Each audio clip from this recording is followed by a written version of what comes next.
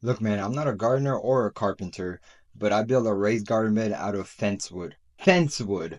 Follow along and see the steps I took to create this bed.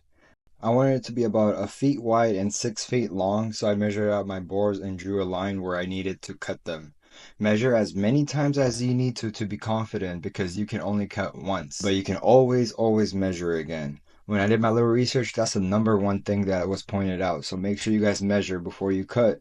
I cut 6 long pieces so I can have 3 pieces on each side in order to be about like 1.5 to 2 feet tall. I want to grow potatoes in these beds, so I want to make sure it has enough depth and space to grow as many potatoes as I can for bulking seasons, you feel me? A bunch of these had nails. Try your best to get them out. I had to put in some muscle for many of them, but bro, these nails are not good for your garden. That's what I've heard, so I tried to minimize as many as I could. Not sure why, but I did my best. Here I measure 6 shorter pieces for the ends.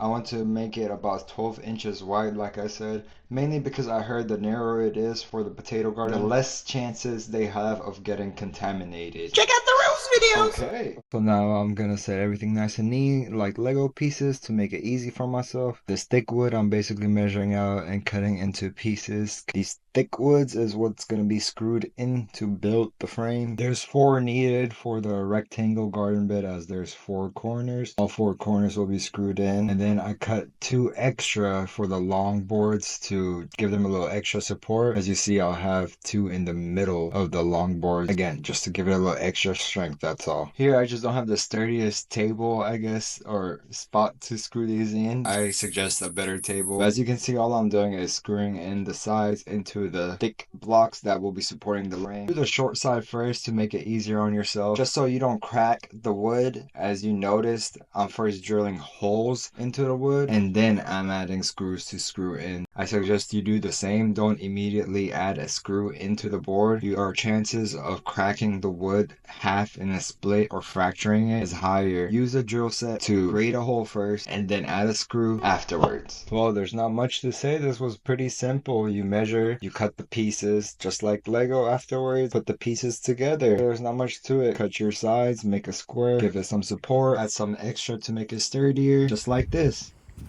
Got the corners screwed, support, more. Boom, bow, done.